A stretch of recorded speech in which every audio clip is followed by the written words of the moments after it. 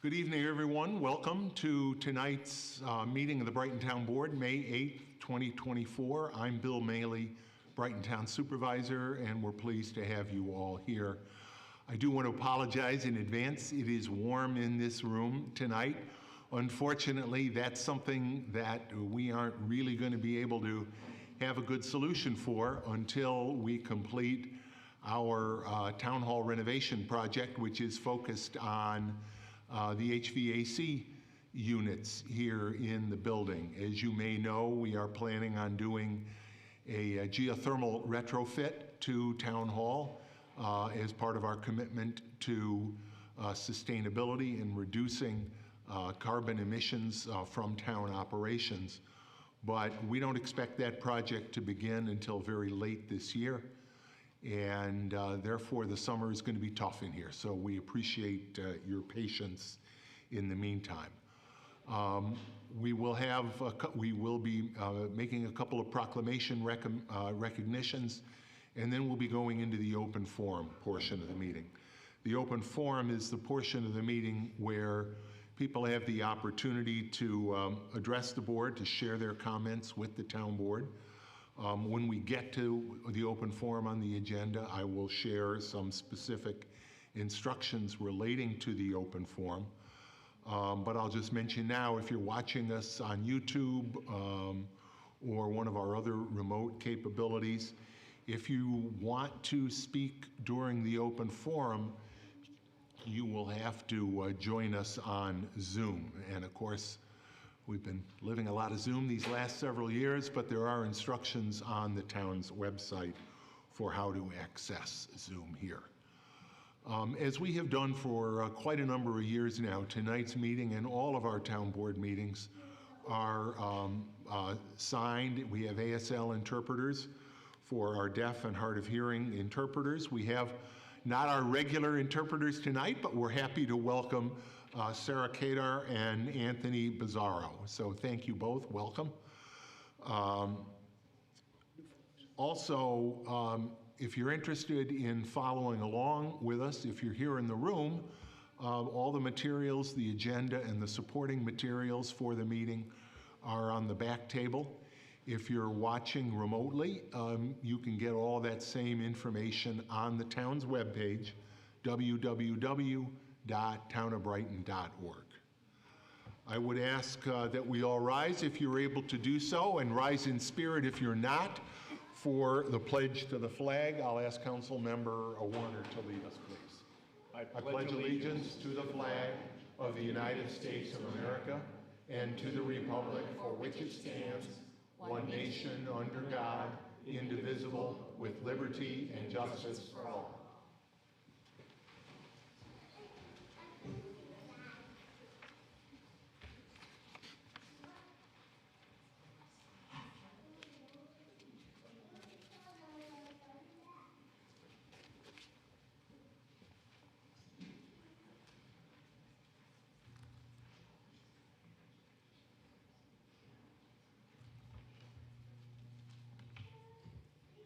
We do have two proclamations this evening, and for the first proclamation, I'm going to invite Christina Lee to join me at the podium.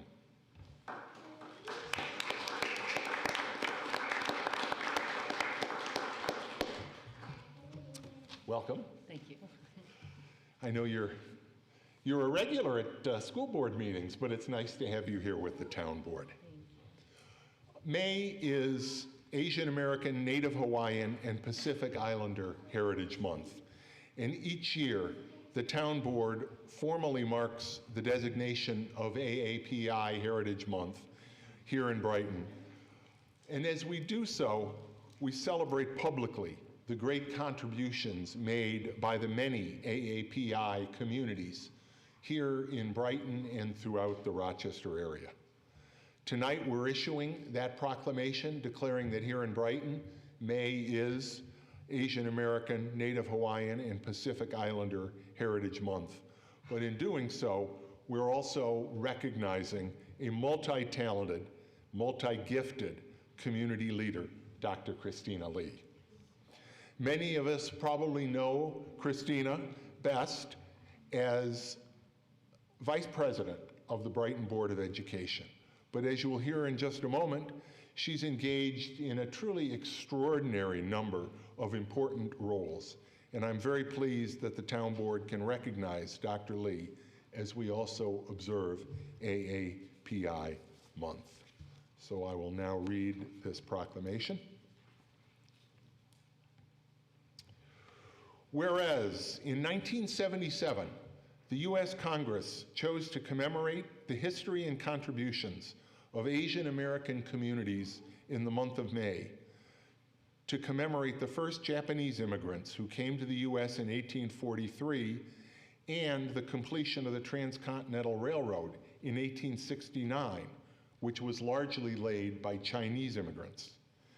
Whereas today, Asian American, Native Hawaiian, and Pacific Islander Heritage Month highlights the diversity of cultures, breadth of achievement, and remarkable contributions of these communities.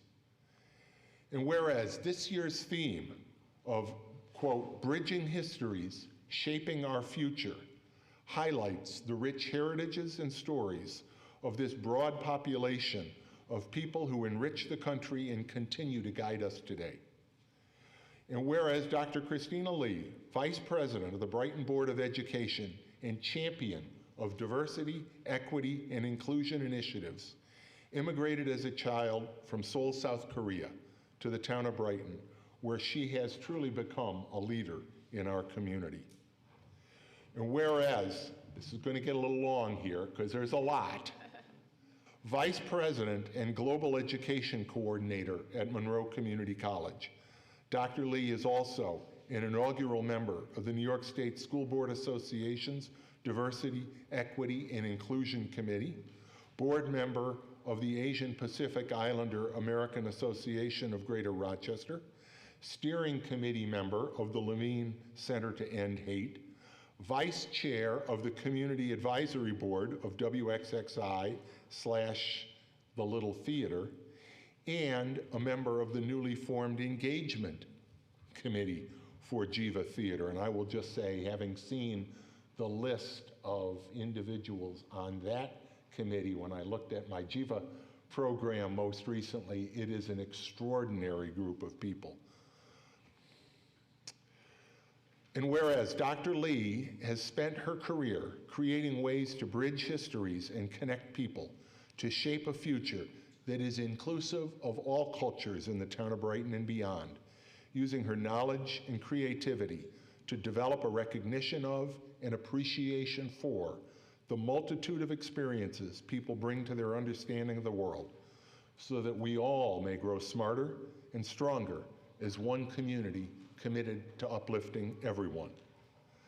Now therefore be it proclaimed that I, William W. Maley, and Brighton Town Supervisor, and the members of the Brighton Town Council, do hereby thank Dr. Christina Lee for her outstanding leadership.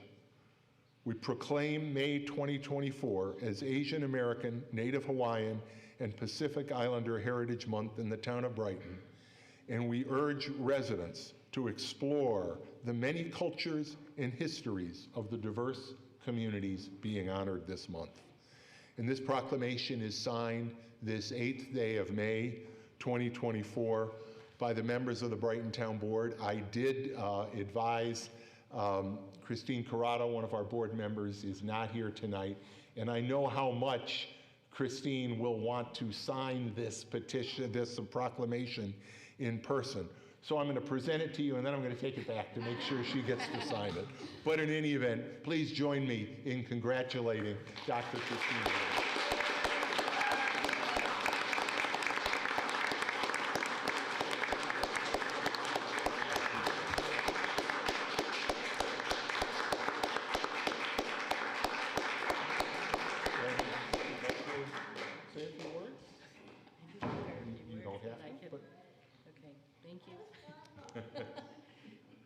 How do I address this to all of you? Thank you so much for honoring Asian Pacific American Heritage Month at the town of Brighton. I think we have amazing Asian American Pacific Islanders here in the Rochester area, so I'm really grateful for this proclamation and the recognition from the town.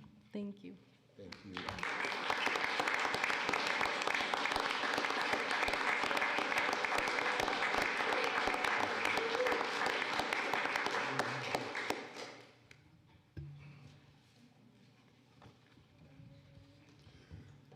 We have one more proclamation tonight, and that is recognition that this week, May 5th through May 11th, is Municipal Clerks Week.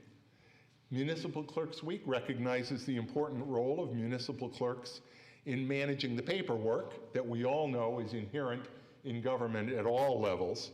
But just as importantly, municipal clerks provide a link for members of the public to engage with their local government organization, wherever that may be, towns, villages, cities. Municipal clerks are often the point person for contact. And Dan Amon does all that and much more as town clerk here in the town of Brighton. So I'm very pleased to recognize Municipal Clerks Week and to recognize our town clerk, Dan Amon, to thank you for a job well done every day, every week of the year. Dan, if you'd come up and join me.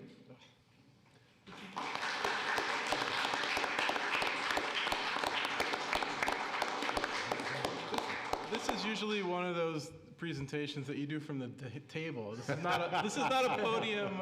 This is not a podium event. Well, it is tonight because we got a nice full house, and we do want to acknowledge you and your colleagues.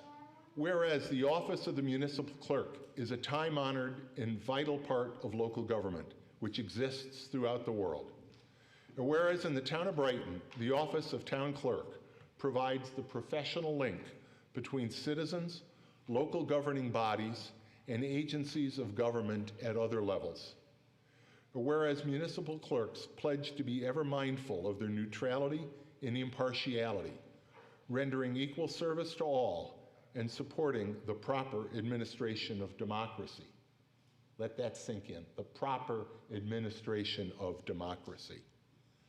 And whereas in honor of this special week, we're pleased to highlight the excellent work of the Town of Brighton's Town Clerk Office and to pay tribute to our very own Town Clerk, Dan Amon, whose it says Daniel Amon here, but that just doesn't sound right.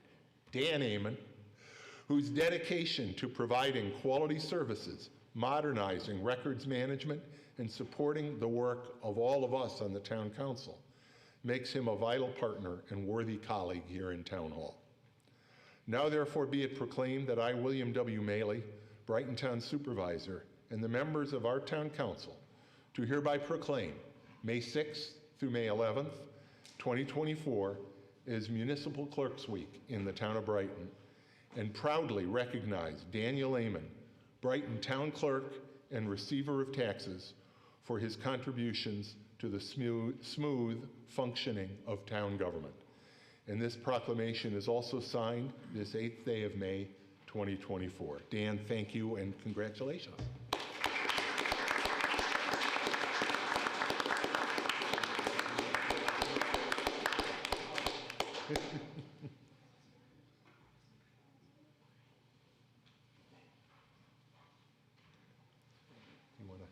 I'll say real quick.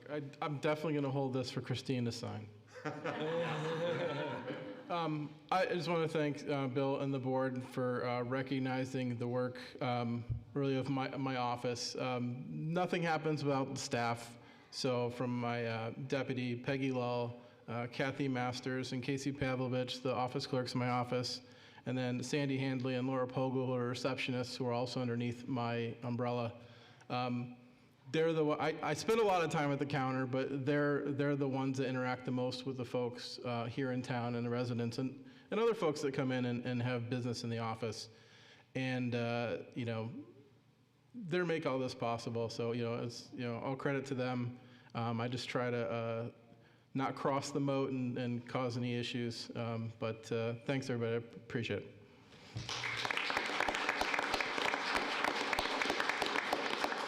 Thank you, Dan. I learned a long time ago that if there's a question or a problem out there that nobody knows the answer to, call Dan. When he's got it covered.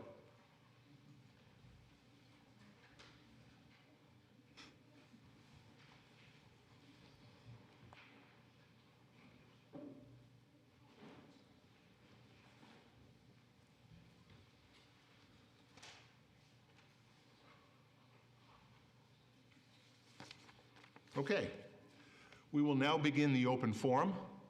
which we hold at the beginning of every town board meeting. The open forum is an opportunity for members of the public to address the board concerning any matter relating to the town, whether or not it's on our agenda this evening. If you would like to speak during the open forum and you're here in person, please raise your hand. When I call on you, please come up to the podium and speak. And if you would, please state your name and address as doing so. If you're participating in the meeting remotely and would like to speak during the open forum, again, as I mentioned earlier, you'll have to join the meeting in Zoom. You won't be able to do that just from the YouTube stream. Again, there are detailed instructions for joining the meeting in Zoom on our webpage. You'll be admitted from the Zoom waiting room by the host to speak, and then you can use the Zoom raised hand function to let her know that you want to speak. For all speakers during the open forum, whether in person or remotely, again, please state your name and address before speaking. Please limit your remarks to 3 minutes, and I will give you a 30-second warning before your time is going to expire. We may not be able to answer questions that you might have tonight, particularly if your question relates to a matter that's not on the agenda for tonight's meeting. But our goal here tonight and during the open forum at every town board meeting is to give you the opportunity to share your thoughts with the board and for us to be able to listen thoughtfully to your words. Therefore, please direct your remarks to the town board and not to the room or to other speakers. Please refrain from personal attacks and from outbursts of any kind, including applause, boos, or any other similar disruption during the open forum. Again, out of respect for the time of everyone here tonight and out of respect for all of the speakers. Again, out of respect for people who want to see, we do not allow signs to be held up during the open forum. People who don't follow these rules, we will let you know that you're not following the rules. We'll warn you first. But repeated failure to follow the rules may result, or other direction from the chair may result in your speaking privileges being ended, or being directed to leave the meeting, or even the early termination of the open forum. And by the way, I would also note we don't have any public hearings on our agenda tonight. So this will be the one opportunity for public input. The open forum is now open, and I will invite Judy Schwartz to come speak.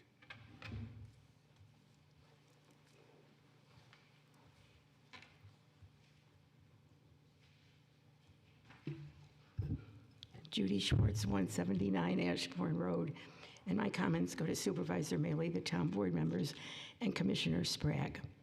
I have been attending town meetings for almost 40 years. I served on the Architectural Review Board and am now on the Zoning Board. In addition to the various town meetings over these years, I have attended and taken part in many state and county DOT meetings. 3 DOT meetings in particular stand out in my memory, but they were so long ago, I really do not recall the years. The first was a state project dealing with the widening of Monroe Avenue in the area that will be improved in 2027. Several Monroe Avenue merchants and many residents from neighborhoods surrounding Monroe Avenue attended the 8 a.m. meeting in this room. The two groups had never met, but were in complete agreement that the road should not be widened. The merchants didn't want cars to go any faster. They wanted the drivers to see their shops and stop in. The residents didn't want it widened because crossing in the 12 Corners area was dangerous as it was. The DOT said, quote, "Okay, then you will not get new curbs," end quote. And we sort of said they picked up their toys and went home. The next was a county DOT project with many Brighton residents in attendance at the old Iola campus, which is now Costco. I am sorry to say that I don't remember the project, but I clearly remember what one of the many engineers said to the group when asked a question about doing something a little differently. Quote, "We only know what our manuals tell us. We rely on the community for creativity, end quote. The last project was also a County DO project on Winton Road from the city line to 12 Corners. The DOT wanted to widen the road, decrease the beautiful tree lawn, and cut down 27 trees. Fortunately, folks along Winton and the streets off this stretch of Winton all came together. To make a long story short, one person in our group found a little clause in a document that prevented the DOT from proceeding with this plan because there was community objection. We saved the trees, preserved the beauty and safety feature of the tree lawn, and kept the road from being widened. Today, fortunately, it is not PC to widen roads. In all of these examples, the community was informed and included from the beginning. I hope that this will hold true for the Monroe Avenue project. It is important for transparency from the beginning with open meetings. And speaking of meetings, I mean meetings where all the attendees have the opportunity to sit together and hear the same information at the same time. Recently, there have been what I call open house style meetings or gatherings, but to me, they're really not meetings. To me, it's almost like a divide and conquer. You have a little group here hearing something from someone, another one here, and another, but we never come together to hear what each other is thinking. When everyone hears the same information at the same time, it often brings a question or comment to mind in many of the others in attendance. Many aspects of Monroe need repair, safety features, and more. This will probably be the last major DOT project in my lifetime, and I hope to be able to offer ideas and comments and to be updated in meaningful ways. This is a major road in Brighton, and I thank you, and I wish my comments to be entered into the record for tonight. Thank you, Judy.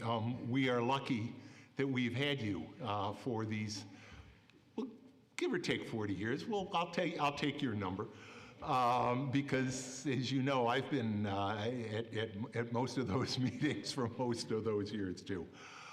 And you're right. We've had some tough engagements over the years. I can tell you, especially with respect to the county, under County Executive Adam Bello, the county DOT has been significantly transformed in their philosophy. It was their decision, ultimately with our support and with the support of the cycling community, to make Elmwood Avenue a 3-lane road. And we will see that again later this summer on the Brighton-Henrietta Town Line Road project, which will be converted from 4 to 3 lanes for almost its entire length from Winton Road to Jefferson. So that's the county. The state has 3 major road projects. You don't need to stand. Feel free to sit while I'm talking. They have 3 major road projects coming up over really the rest of this decade. The first projects, which they are in the design phase now, are the 590 bridges over Monroe Avenue and also over Allens Creek Road. The Monroe Avenue bridges will be completely removed and rebuilt. The Allens Creek Road bridges will be substantially rehabilitated. That's a project, again, they're doing design work now. The road work itself will happen in 25-26. When they finish that project, or those projects, they will be turning to the repaving of Monroe Avenue. And the one thing I will say is that we had a good working relationship with the state DOT during the green infrastructure project, when the green infrastructure was laid along Monroe Avenue from the 12 Corners out to about the 590 Westfall Road area. We worked in a collaborative way. I will say in some places the state right-of-way extends into private commercial parking lots. And despite that, the DOT made no effort to try to expropriate any of that land. So I anticipate the same with this project. I would also note that the town of Brighton, in a previous planning project, advocated for a similar road diet on Monroe Avenue. At least in that document, from the city line out to the 12 corners. The state DOT is aware of that, and I think they are well received in looking at that. Going out farther, we'll see. We know that traffic can be difficult at the middle school, particularly in the morning. But again, we're going to try to work with the state DOT and expect a more open, responsive engagement. And I can say that because the last project is the West Henrietta Road project. The Monroe Avenue project will be sort of a 2027 project, and the West Henrietta Road project, which will be even more extensive, will be 28-29. And at least today, the project manager for the West Henrietta Road project will be the project manager for the Monroe Avenue project. And because that project is more extensive, we have had an initial meeting with the DOT on the West Henrietta Road project. We expressed concern, particularly at the south. That project, by the way, will run from the canal down to Jefferson Road. So it's both a Brighton and a Henrietta project. They are aware of our concerns that there is some encroachment on right-of-way into some of the small businesses at the south end of West Henrietta Road in Brighton. They're also very much aware that there is a significant water pressure issue along West Henrietta Road, which was particularly problematic a number of years ago when the former Woody's restaurant burned. And literally, at the time, the West Brighton Fire Department and the other fire departments that responded had to draw water all the way from Town Line Road. Just not an acceptable situation. So that project is probably a 28-29 project, although of course when you start getting that far out, it's a little hard to say.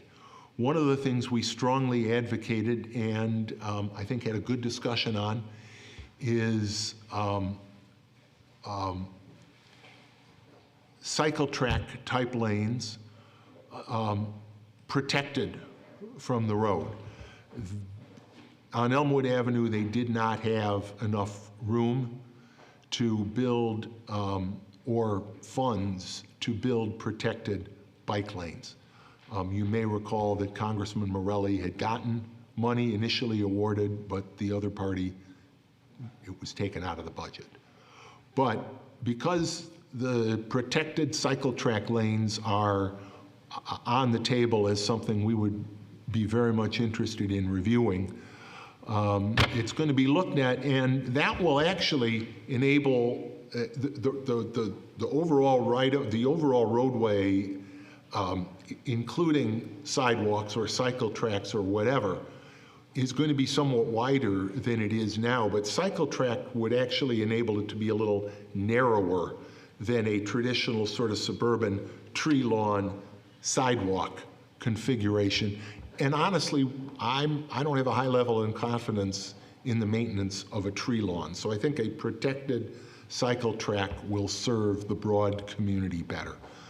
So there's a lot going on. We are going to be engaged from a very early time, and as much as possible, we will have public engagement in those projects. I mean, I know there's been, going back to the bridges, there's been discussion about the bridges, and the design work, the final design work is being done now. But those other two projects, yes, both the public and the business community input are really important. And I know that was a long response, but those are very, very important infrastructure projects where we have the opportunity, I think, to really redesign some major corridors here in the town. Is there anyone else that would like to address the board during the open forum? Yes, sir, in the back. Okay. Is that Helen? Yes. First of all, I'd like to thank the town council for the Yom HaShoah proclamation, and for the couple of you who were at the Yom HaShoah observance, which happened to fall in American Jewish History Month this year. Good evening. My name is Helen Cashton. I live on Lackeen Drive.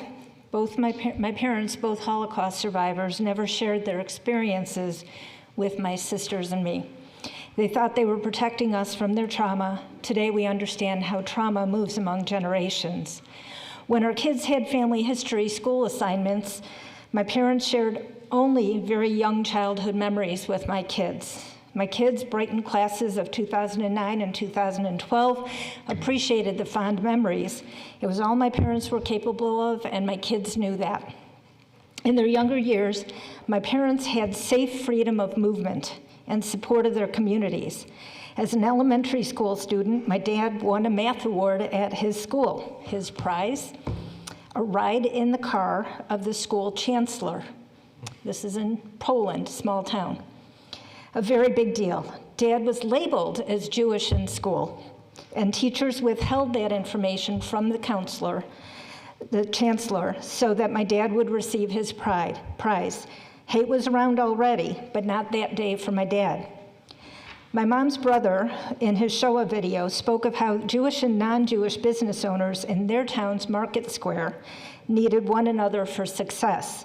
Mom shared with my kids that she would visit her grandparents and her favorite aunt after school on her way to religious school, traversing that market square, getting treats along the way. Those two scenes recognize that my parents had freedom of movement without worry until they didn't. We know that by 1933, Hitler's plan began, and we know where it led. As a note, remember, it wasn't just against the Jews. Millions of handicapped Roma, political dissidents, and LGBT community members were killed or harmed. In 1933, people didn't expect escalation. In hindsight, we know that was naive. My parents experienced hate speech, objects hurled at them, then they had the ghettos, then the camps. Escalation to the worst. They no longer had the opportunity to walk in their neighborhoods safely. Today we see peaceful protests escalated to hate speech and flag burning. Hate speech has escalated to violence. What's next from protesters? We can't be naive, and we cannot be complacent. Our communities banned registered sex offenders from being near schools, any school. We ban weapons at school properties. I'm asking our town to protect our school children, all children at all schools, from protesters. My preference is for the town to implement an application process for protests and rallies that our town and police officials can use to prepare for pedestrian and traffic control and overall safety. Proactive, not reactive. Most importantly, please implement time, place, and manner guidelines regarding these protests, 30 seconds. Half a sentence, such as at arrival and dismissal time near schools, and for similar gatherings by schools. We can't be naive and only hope for the best anymore.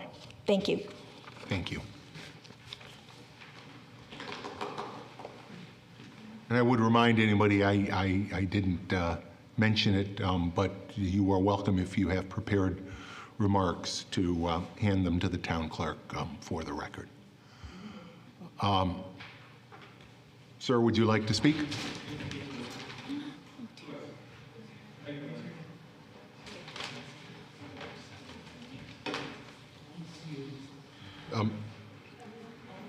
Okay.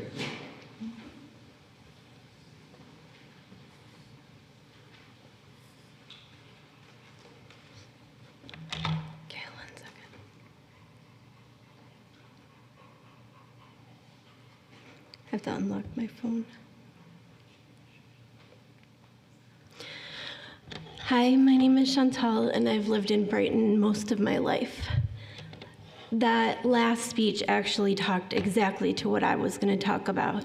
I asked my husband today, what should I talk about? And he said trauma. I hope that many of you haven't had trauma in your lifetime, but I have.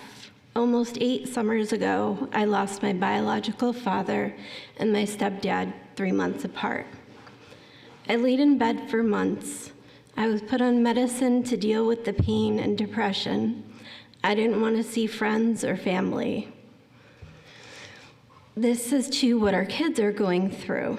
Our children are dealing with this trauma daily. They are told that they are the reason that this is happening to the children in Israel. As they're crossing the street, they're being pointed at. It's your fault that this kid looks like this in this poster. I'm not going to get descriptive because there are children here. The students are getting spit on and called awful names. Some students are too scared to go to school or to walk home. Some students are taking depression and anxiety medication. The kids are hanging out less and less because they're so scared and so stressed. My children aren't going home with their friends anymore because they would have to walk past the signs. So they're having less play dates and hanging out. I think we need to give them less students trauma so they can function to the best of their ability. We need to make it safe for the students to walk home. We want them to be at their best, having a healthy lifestyle, being able to walk home with no fears and no one belittling the students. Thank you. Thank you. Mr. Lockhart, do you want to speak? Sure, absolutely. Thank you.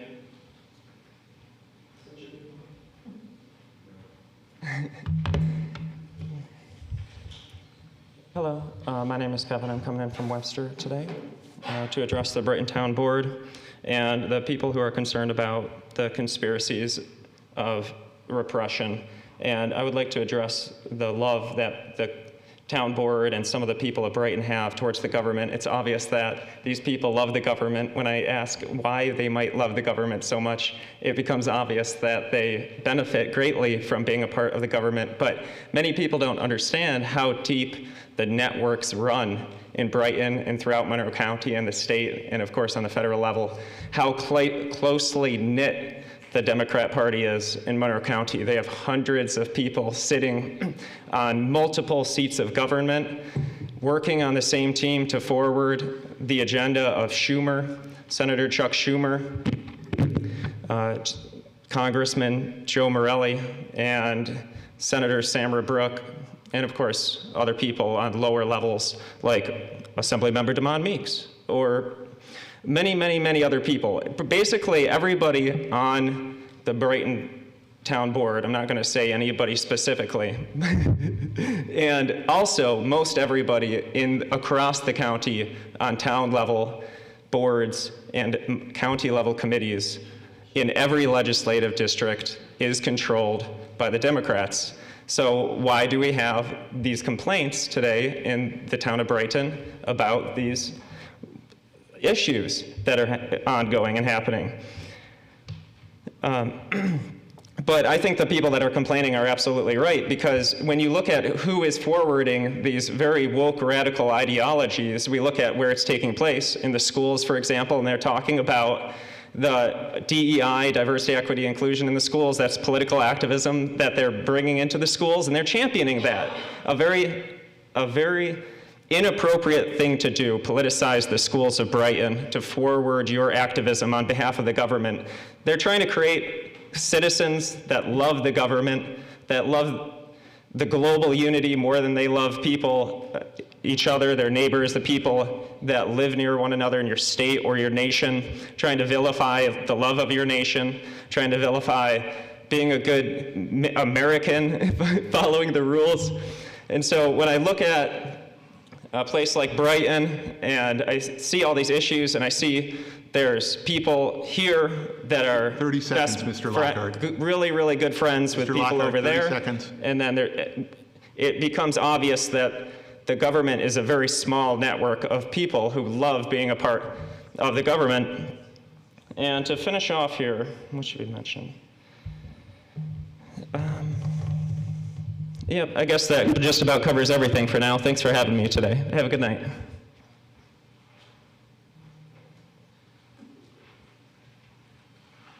Yes, sir.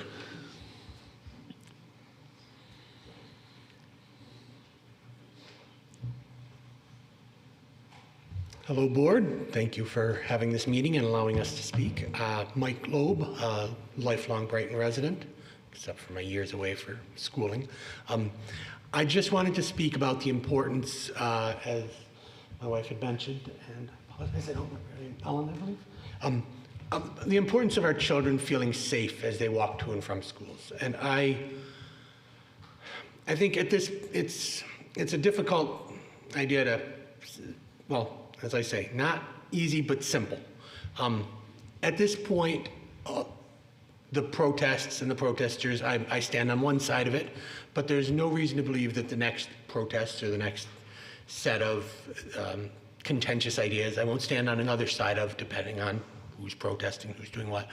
But I think that we can all agree that it's one thing to hold a sign that says peace now, and it's another thing to hold a sign that has pictures of dismembered bodies and throwing body parts and swearing and crossing lines.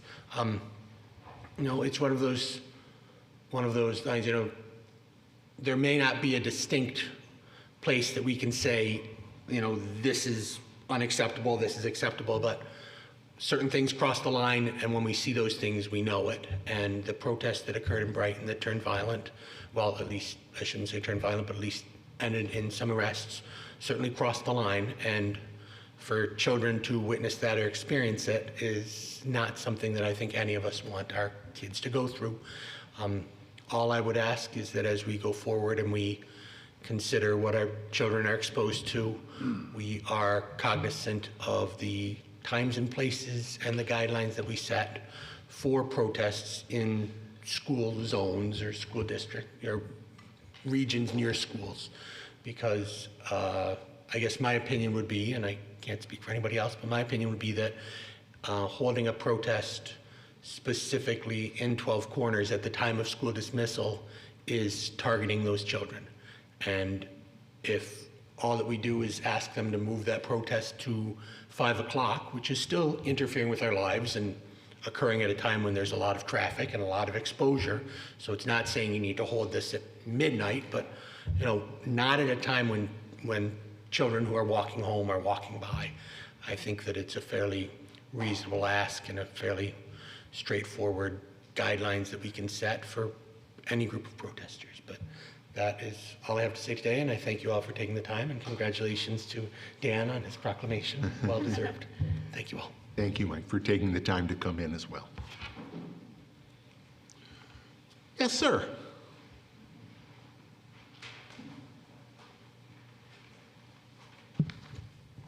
Alon Spindle, 290 Ashley Drive. Hello, my name is Alon Spindle. I'm a 6th grade student who goes to 12 Corners Middle School. I'm a Jewish kid, and in recent months, I've been very nervous of the protests that were going on at TCMS right at dismissal time. The fact that there have only been protests after school hours here in Brighton, in my opinion, isn't okay. Kids are being put into fear by these protests, and they need to stop. Protesting is allowed, but doing it in front of kids isn't okay. During the protest, I've heard stories of kids being yelled at just for walking and being sweared at for just being a kid. These protests have affected and are affecting a lot of kids in Brighton, and I fear that there will be another protest on Israel Independence Day. This must stop, and protesting on Brighton school grounds should be banned because so many people on school days and weekends go to 12 Corners, and protesting where the most Jewish kids go isn't okay. This war is affecting so many people, obviously, in Israel and the Gaza Strip, but it's also affecting so many people here, and we need to learn to live in peace. This is why I think the protests need to stop. Thank you. Have a good rest of your night. Thank you. Thank you for coming in. Yes, and someone in the back there. I can't even quite see who it is. There you are.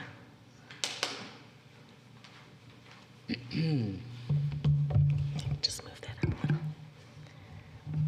Sorry, I'm just going to pull up my notes. Greetings, my name is Monica Langi, and I'm a resident of Brighton at 972 Hillside Ave. I'm addressing you today to express my support for the petition creating a safer community in Brighton, New York. I recall an incident earlier last year or 2 years ago, I don't remember, where a protest was held outside of French Road Elementary School. Although I did not have the opportunity to witness the signs myself, I heard some of them were inappropriate and unsuitable for children to read. This year, there was another protest outside of 12 Corners by the middle school and high school that resulted in a confrontation and subsequent arrests. While I do believe that people have the right to protest, and it is a critical aspect of our democracy, I also believe that there is a distinction between choosing to bring your children to a protest and your child having to walk through a protest to get to and from school. Children should not have to concern themselves with their safety or the safety of friends just while walking to and from school. One aspect I love about the Brighton schools is the fact that there is a large percentage of the students that have to walk to school. But because of this, many of the students are left with no alternative but to walk through these protests. I hope you consider the petition, and thank you for your time. Thank you. Sanjay, did I see your hand up?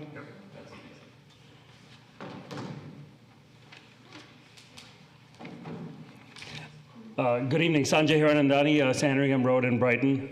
Firstly, at the risk of, in the opinion of one of your prior speakers, sounding like a government lover, I also appreciate all the work that Dan does for this town. I don't love to pay my taxes, but his office does indeed service our town in ways I've seen no other government official conduct themselves. So I stand by your words and echo them.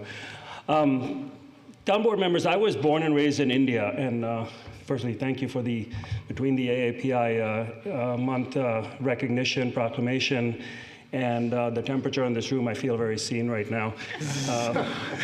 But India was a nation that secured its independence through the power of protest and civil disobedience. This history instilled in me a deep respect for the right to protest and the value of free speech, and I hold those principles really dear. However, what recently transpired outside our schools in Brighton, where protests specifically targeted Jewish children, as this young gentleman so eloquently stated prior to me, it compels me to address this board. Such actions challenge the fabric of our community and our shared values of life, liberty, and the pursuit of happiness. These are not just abstract rights, but are the foundation of our town's commitment to safety and inclusivity of all, irrespective of faith or background. I'm here to express my disappointment in all of you, honestly, who I consider friends. I am proud to be a Brighton resident. I'm proud to be represented by each one of you. But I am disappointed at the pace at which the board has acted to address these issues or has not acted yet. I believe the response I personally believe the response might have been different if the targeted groups had been different, if it was African American students being protested facing threats from the KKK or LGBTQ students from neo-Nazis. The principle should be the same. Honestly, I would hope that, if it was South Asian kids or Hindu kids or Indian kids, we would have just as many folks here speaking out and this town board acting sooner and with more urgency. Brighton's a community that prides itself on diversity and protection for its residents. It's why I live here. It's why many of the folks in this room live here. And each of you as representatives has shown dedication to these values. Yet here we are again at another town board meeting without a decisive plan to prevent these occurrences that we're discussing in the future. I believe it's imperative we move quickly. We need to draft and vote on measures that will restrict protests near the schools during dismissal hours and arrival hours to protect our children from being exposed to targeted, harmful demonstrations. These actions shouldn't wait till the next incident.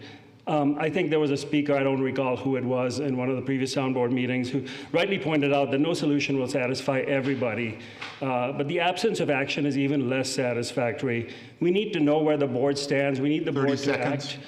And we need to see that stance backed by decisive action. Thank you for your time and service to our community. I trust that together we can uphold the safety and dignity of all of Brighton's residents. Thank you.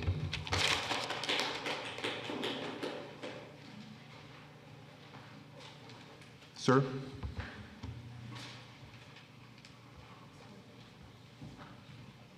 Good evening, Odette Spindle, 290 Ashley Drive. First, thank you for the few of you that attended Yom HaShoah Remembrance Day Sunday night. Your attendance was noticed, as well for the absence of some others. I'm going to take 30 seconds of your time just to share something that I think on this week is very powerful, written by Martin Niemöller many years ago. It goes, "First they came for the communist, and I didn't speak out because I wasn't a communist. Then they came for the socialist, and I didn't speak out because I wasn't a socialist. Then they came for the trade unionist, and I didn't speak out because I wasn't a trade unionist. Then they came for the Jews, and I didn't speak out because I wasn't a Jew. Then they came for me, and there was no one left to speak out for me." Think about it. This guy, this gentleman, was a Nazi who took part in what occurred, led to the Holocaust. He wrote this years after the war, realizing the mistake he has done. Don't be part of this future mistake. Thank you. Thank you.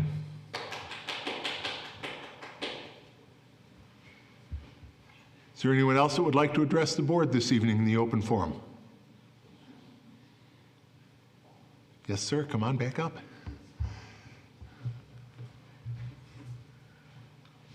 Hello, my name is Michael Rosen. I live at 270 Willow Bend Road, and I'm here today because there have been protests at 12 Corners, and at times where school is ending, and school is for learning, and when there are people outside of our school with signs that say inappropriate things, it's very hard to learn. I was walking down a staircase one time, and there's a window, so I saw all the signs very clearly. And I was just stopped and looked for them for 2 minutes, because it's like, it distracts a lot of people, and I don't think it's okay to be protesting outside of school, especially when school is ending, because of the kids that are walking through 12 Corners, and there's been a lot of violence, and it's not okay for kids to be having to walk through that. Thank you. Thank you, Mike. Is there anyone else? Yes.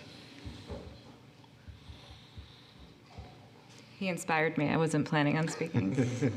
Leora. He is inspiring, I understand. Yeah. Leora Rosen, Willow Bend Road as well. I realized that the first board meeting at Brighton Town board meeting that I ever attended was May 2023, so pretty much exactly a year ago.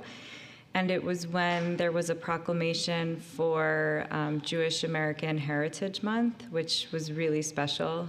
And I was just curious, I was looking through some notes from the IDEA group or the DEI group, and I saw that there was nothing planned on there, but there were many other ones planned throughout the year for other groups, and so I was just curious if that was going to happen again in May, and what the plan is for that. We will be issuing a Jewish Heritage Month proclamation at our next At the next one, town okay. board meeting. Yes. Wonderful. So we'd love to have representation, and Love to. We're really grateful for Love that. to. Thank you so much. And the last thing that I would say, I think it's a really good time to consider a working definition of anti-Semitism, especially during Jewish American Heritage Month.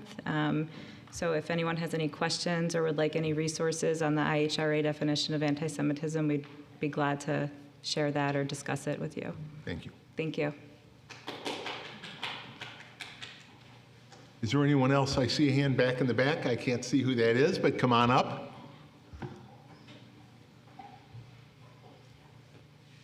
Good evening. Just want to share with everyone, I changed my shirt for tonight, so it's a different color, same message. The message is safety on the roads at all times. My name is Nelia. I'm a resident of Brighton. I just want to remind everybody that 12 Corners, yet again, is still an area that is quite unique location, is extremely busy. It's very commercialized with 12 different corners, many traffic lights, 3 active schools adjacent with cars, trucks, pedestrians all day long. I've seen several car crashes myself at 12 Corners at the beginning and the end of the day. Gridlock is still common, even more so with the single-lane roads. Some of the drivers are high school students who are inexperienced drivers who are merely 16 years old. Some who are just started learning at the age of 19. A crowd of people with signs on the triangle is distracting for any driver. Not to say that the protest should never be allowed, but it's dangerous with all these factors as they come together. This is why we, the town, need to make it clear that this is not to stifle free speech, but to put reasonable time and place restrictions near a school for the safety of everybody on the roads. The reason I also bring this up is because I know there was a car crash just this past Sunday at approximately 12 or 12:30. There was a car on the corner of Winton and Monroe. There was another car behind it that was going to rear-end the car in front of it. The car in the front had a choice to either stop and be rear-ended or to move forward and hit the pedestrian who was a teenager trying to cross the road. The driver of the first car made the choice to stop to protect that person, that teenager driving, even though she knew she was going to be rear-ended by the female driver behind her, who was also a young woman. This just happened on Sunday, and that driver who protected that teenager now suffers not only from epilepsy and has a lot of problems, now has a major concussion. That's a major issue. There were no protesters that day. Whoever was driving that car and the second car that did rear end the first car, she did have some sort of distractions in the car. What those are is not for me to get into. That is Chief Cataldi's jurisdiction. But what I can say is the distraction was there. And that was without protesters. That was without added distractions from the outside of the vehicle. I'm asking that we please put these restrictions in place to protect. Be mindful of what is out there. And when we do this during school hours, 30 seconds. When there's an issue during school hours, that is a major problem. We have protection constantly of restrictions outside of French Road on the corner of Edgewood and French Road. It says no right-hand turns on school days between 2 and 4 p.m. and 7 to 9 a.m. That's there to protect the students that are walking to school and the school buses. I'm asking the town board to please protect the students at the 12 Corners area just as they do at French Road or at Council Rock or any of the other schools in our town. Thank you so much. Thank you. Mr. Lockhart, your outbursts are not acceptable. Please discontinue them. You would agree, though, it's rude not to Is there anyone else that would like to address the board during the open forum? Then we'll move on. Chris, can I have a motion to approve the, before you do, I think it is important. Mr. Sanders just left. We've talked to a number of people in this community. To suggest that this town board is not doing anything is simply wrong. It's simply wrong. I think you know better. This town board has been listening very closely and is wrestling with some very difficult and yet addressable issues. We are aided in that work by our attorney to the town, John Mancuso, and we have listened to some serious and other comments. We will be synthesizing all of that. We've listened hard. We continue to listen hard, and there is nothing more important than protecting the safety of our children. And I will say that is why I'm proud that the Brighton Police Department serves this community. And what we will make sure that we do is craft any action that we take to make sure that the police have the opportunity to continue to do what they do best, and that is serve the people of this town. Now, Chris, can I have a motion to approve the agenda? Bill, I move to approve the agenda. Second? Dan, please call the roll. Councilmember Werner. Aye. Councilmember Wilt. Aye. Councilmember Salzman. Aye. Supervisor Mealy. Aye. We have no public hearings tonight. We do have 4 items of communication. Can I have a motion to receive and file those? I move that we receive and file the communications. Second. Supervisor, if I may note with the addition of the items received at open forum. Thank you. If that's... Can you mention? Yes. The letter from Judy Schwartz and Helen Cashton. I move that we receive and file the communications, including the ones that have been received tonight. I will still second that. We have one that from our assistant assessor, Renee Morris. Renee has worked with us for a number of years and will be retiring.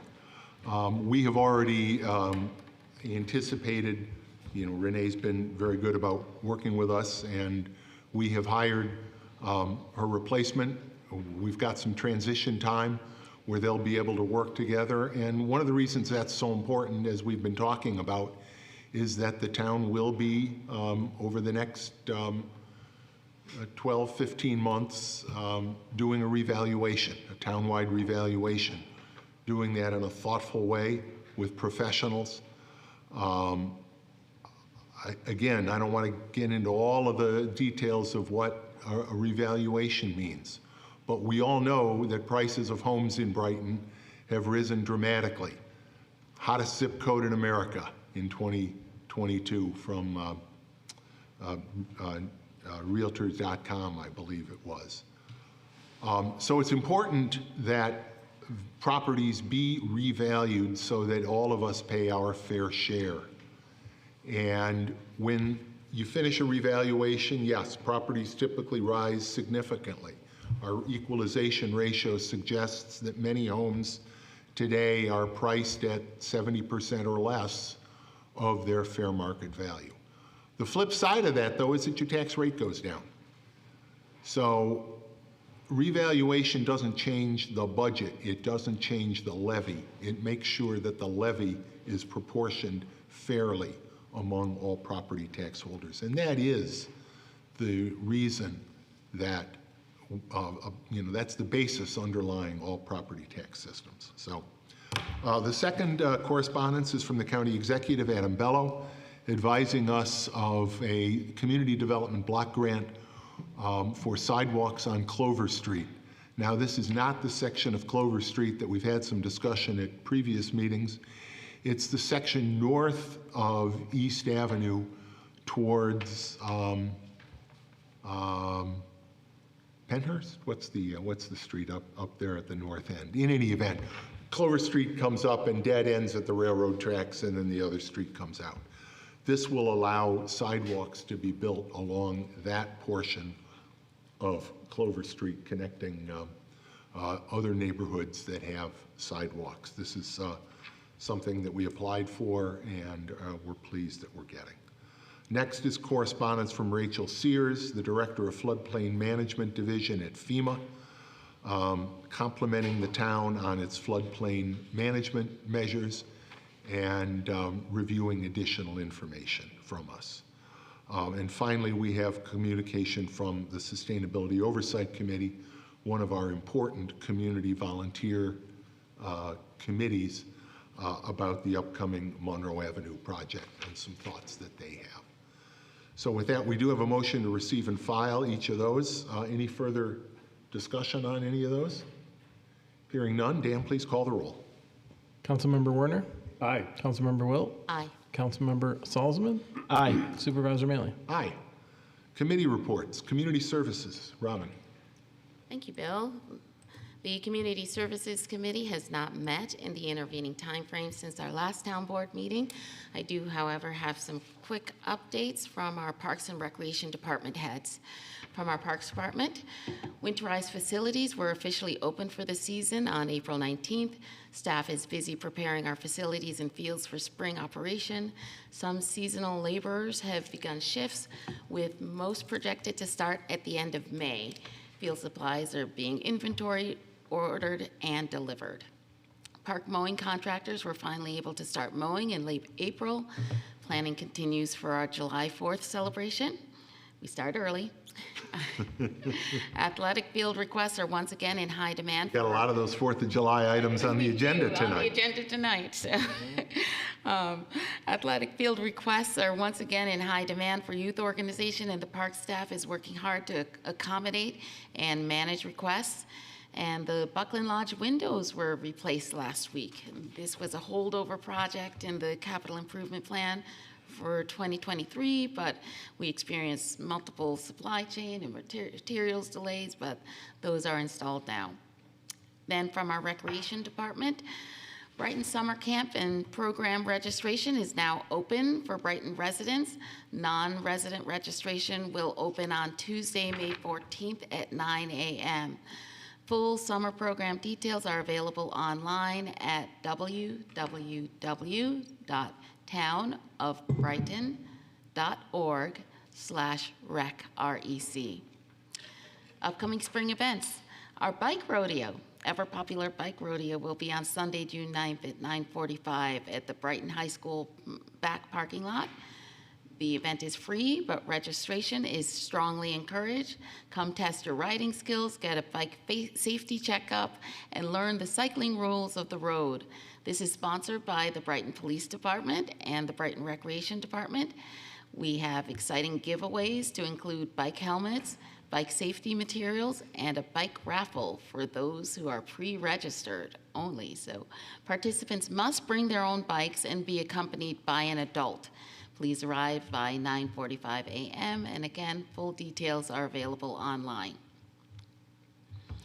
Our annual Clean Sweep celebration is upcoming. Please join us for the annual Town of Brighton Clean Sweep and help spruce up our town. The event will be Saturday, May 18th. We have a 9 a.m. kickoff at the Brighton Town Hall. You pick up your cleanup assignment, your t-shirt, gloves, and a grabber. And if you have an old event t-shirt, please feel free to reuse that. From 9:30 to 11:45 a.m. is a cleanup. You can head out onto the streets, our parks and trails. And then at 11:45 a.m., we will reconvene for a celebratory lunch. You can join us as we celebrate a morning of hard work. Everybody is invited to the French Road Elementary School cafetorium to enjoy a free lunch provided by Jersey Mike's. This is dirty work, so please dress accordingly. No open-toe shoes should be worn, and boots are best. Registration, and again, full details are online. Our Brighton Memorial Day celebration will be on Monday, May 27th at 2 p.m. at the Brighton Veterans Memorial, 1341 Westfall Road. All are invited to the Memorial Day ceremony, and parking is available at the main Buckland Park parking lot. We remind everybody that they're invited to join us for Brighton Seniors lunches out and about. You can check out our monthly calendar and join us for lunch out and about in the community. The locations change, but we always have a good time with friends enjoying food and sometimes lively entertainment. Full details, again, are online, and you can sign up for our monthly newsletter to stay up to date with all the fun things happening with our Brighton seniors. Our upcoming programs include pickleball, tiny tot horseback riding. Daniel teaches tech classes, which is very popular. Tots take over, music and moving, tennis, and so much more. The next meeting of the Community Services Committee meeting will be on Wednesday, May 15th at 9:30 a.m. or immediately following our Finance and Administrative Services Committee meeting at the Brighton Recreation Center Multipurpose Room. Please access the Recreation Department through the Winter Road entrance, and as always, members of the public are invited and encouraged to attend. Thank you. Thanks, Robin. Nate, Finance. Yes, Finance Committee last met on May 1st. A lot of these items are on the agenda, but I was wondering if I could just get Bill in the record here that I can be the person who lights the young explosive fireworks at the July 4th celebration. You're going to have to check with our insurance carrier on that one. Well, very good. On a more serious note, I'm very excited for the July 4th celebration. Matt Beeman is on top of it. The team's on top of it. I also wanted to say that we authorized the supervisor to amend the part-time and permanent and seasonal employee wage schedules to increase for seasonal laborers, which is great because you have to keep up with those around us, the towns around us. So increasing that to $18 per hour should keep all of our work on schedule for this summer. So I think shout out to our Parks Department, Matt Beeman and his team for staying on top of things. And that's my update. Thank you. Chris, Public Safety? Bill, Public Safety has not had a meeting yet in May. We will have a meeting next Tuesday at 8 o'clock a.m. here in the auditorium. Great, thank you. And Christine is not here tonight. Is there a Public Works report? I know Public Works Committee has not met since our last meeting. So I'm co-chair. I'm not aware of any further announcements, but we will have a meeting following our Public Safety meeting next Tuesday. Thank you. Approximately 9 o'clock. As I look in the audience and as I look on my Zoom, I know we have the team here to talk about the Topgolf project. With the consent of the board, I'm going to suggest that we move the two Topgolf items to the top of our new business. That would be the adoption of local law number 1 of 2024 for the rezoning of the Topgolf parcels and also the incentive zoning application for Topgolf. Any objections to doing that? John, do we need an actual motion to amend the agenda, or can we simply just... No, I think we can proceed. All right. Then with everybody's consent, the next item I'm going to call is the adoption of local law number 1 of 2024, the rezoning of the Topgolf parcels. You have a motion in front of you. John, before we get that motion, though, why don't I ask you to just explain a little bit what this first part of the action tonight means, the rezoning. Okay, thank you, Supervisor. Just to briefly rewind, as the board is aware, at the last meeting, the board adopted a negative declaration under the New York State Environmental Quality Review Act, which concluded the secret process and allowed the board to proceed with the 2 substantive matters that are currently before the board tonight. The first being a rezoning of the parcel that is under the subject of development for the Topgolf project, and then the second being an approval for use of incentive zoning.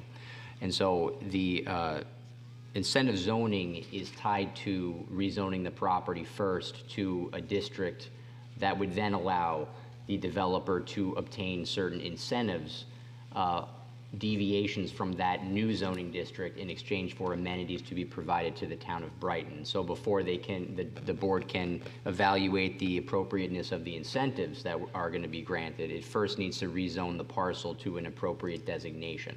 And so that is why the rezoning of the property is before the board first. And that would be to rezone from RLB residential low density to BF2 general commercial. Thank you. Can I then have a motion? You have a form in front of you. And once that motion has been made and seconded, we can have any discussion. I'm sorry, Nate?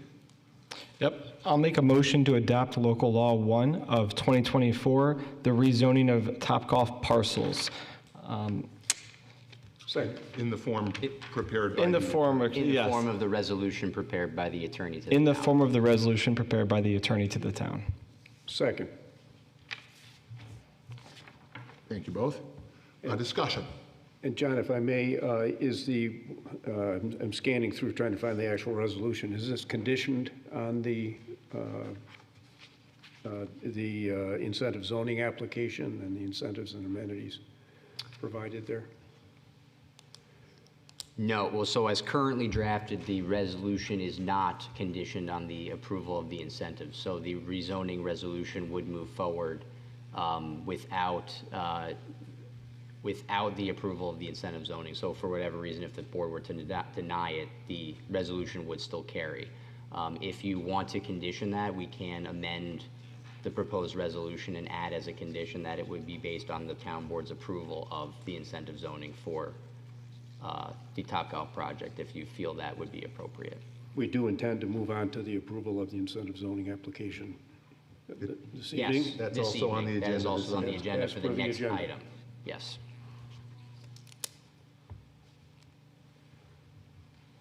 Well, I think it'd be appropriate that it be conditioned upon the approval of the incentive zoning application. And I would move to amend the resolution accordingly.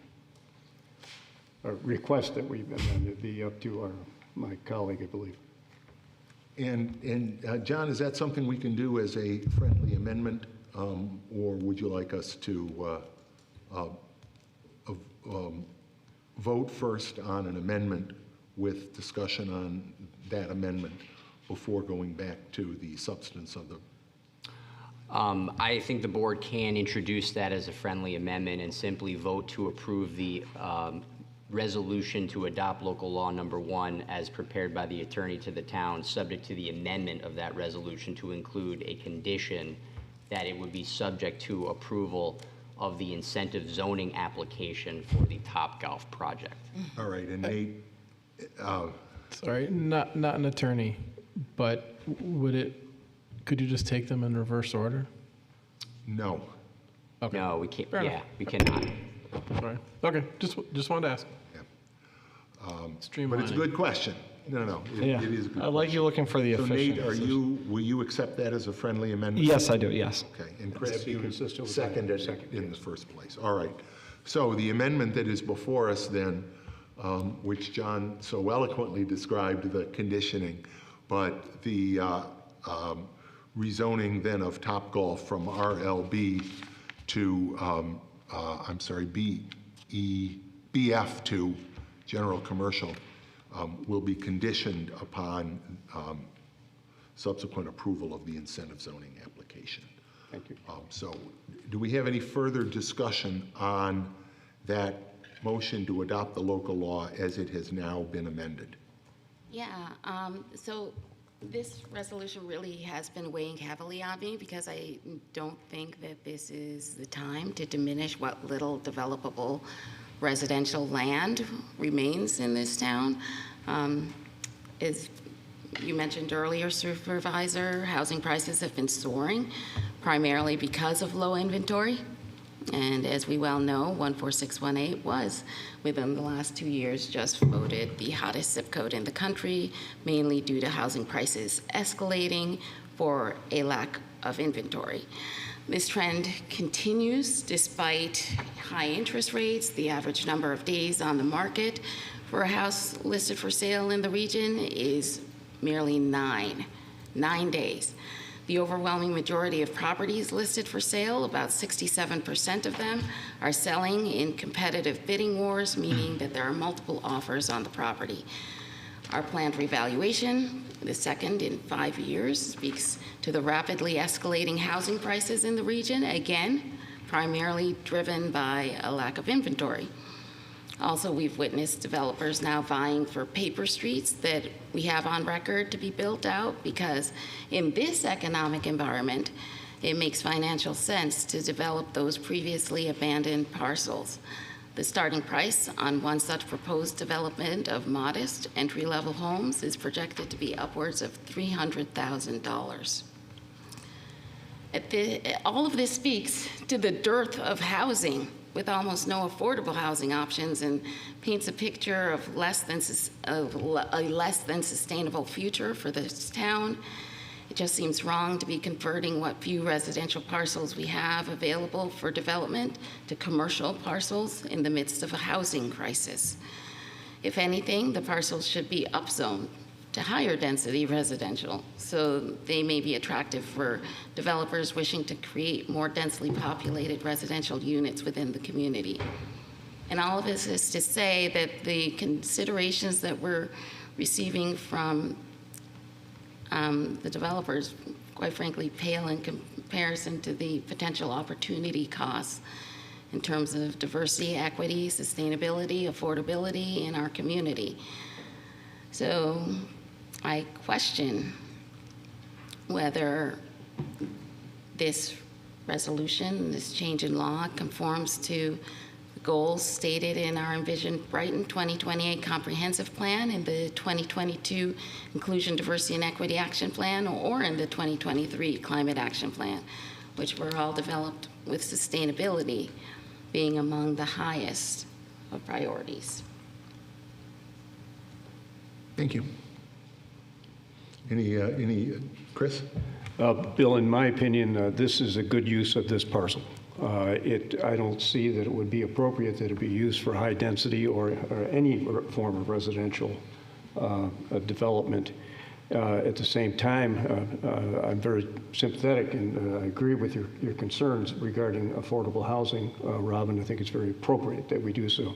We do have several other parcels, however, available to us, one in particular where there has already been a preliminary proposal, but it seems to start and stop again over on Brighton Henrietta Town Line Road, which would have a significant affordable housing component. And with the idea that this does not seem to be a prime spot for any form of housing at this point, I'm very comfortable with the change in the zoning. Is there not dense housing basically across the street? That was developed before it was all commercialized on the other side.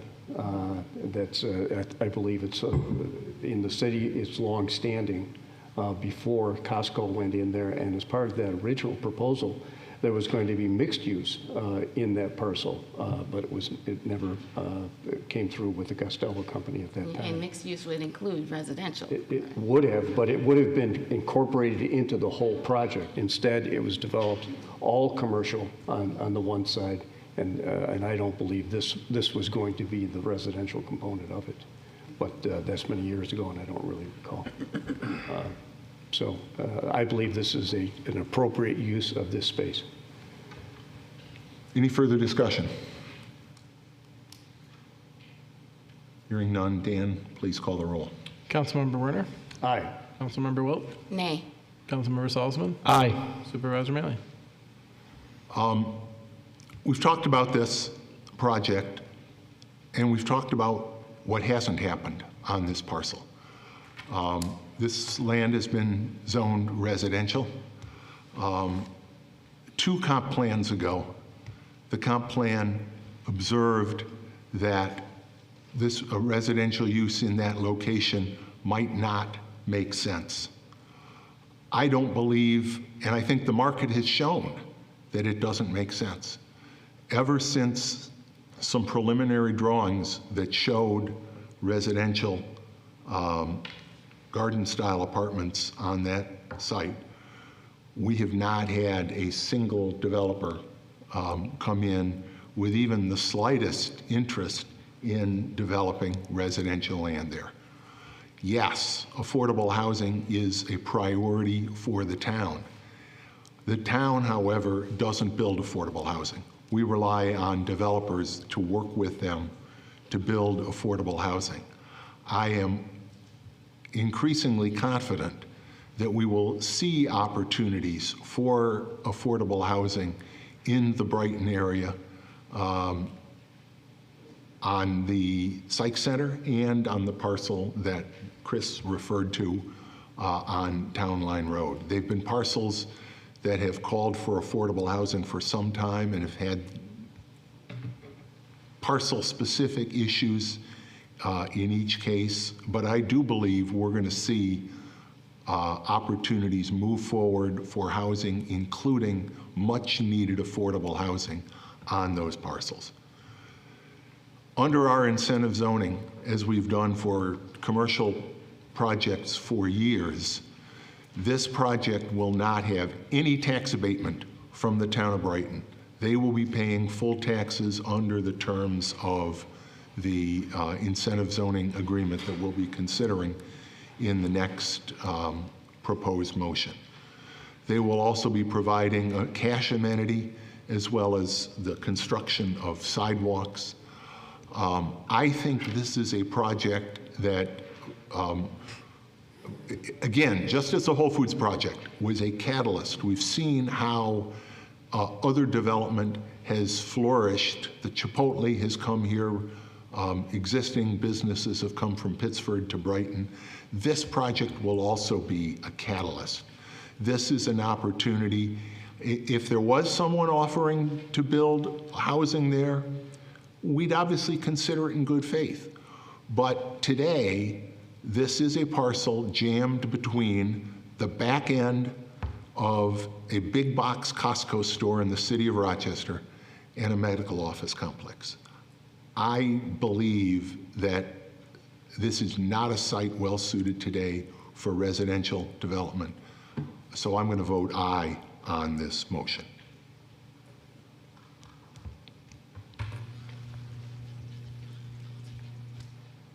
Okay. The vote passes 3-1.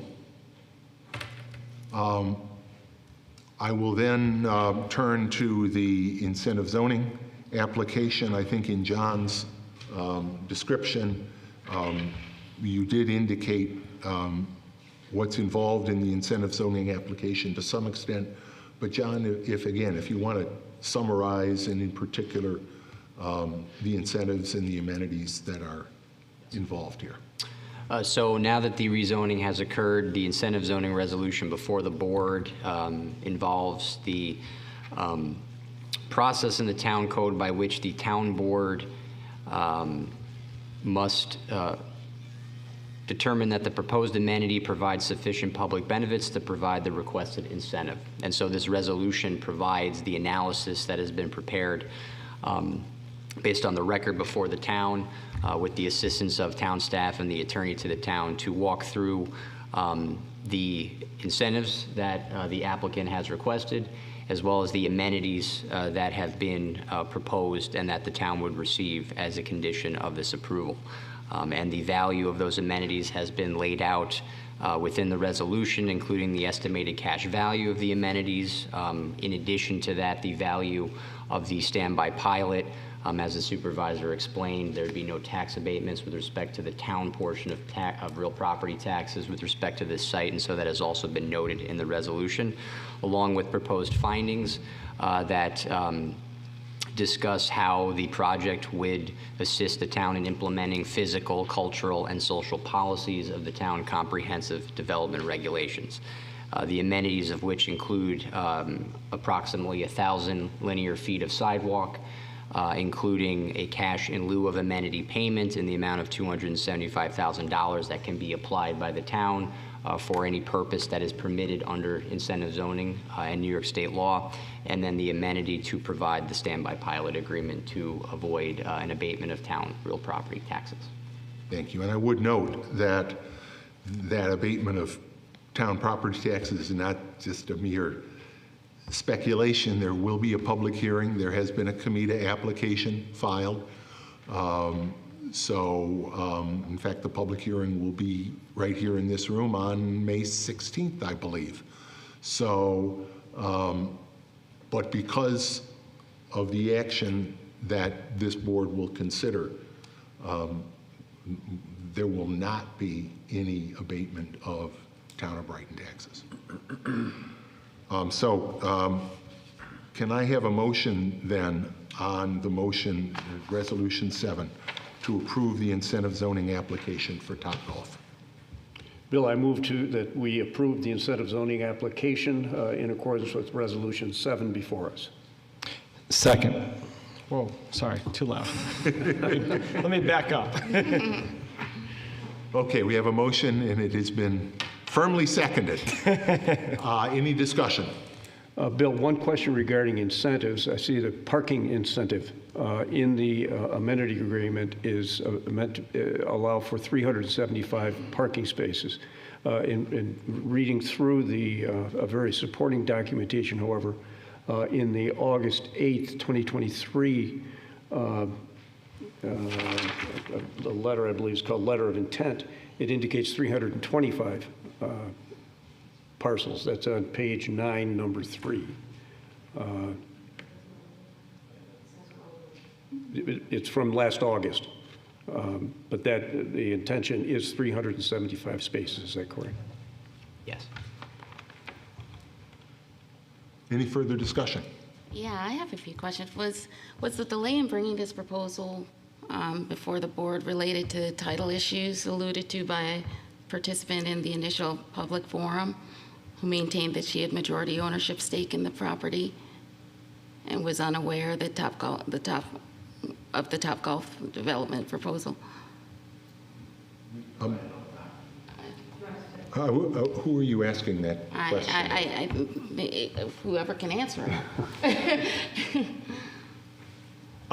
I can speak to what I am currently aware of, and to the extent that I speak out of turn, I'm sure the applicant can correct me. At the time that issue was addressed,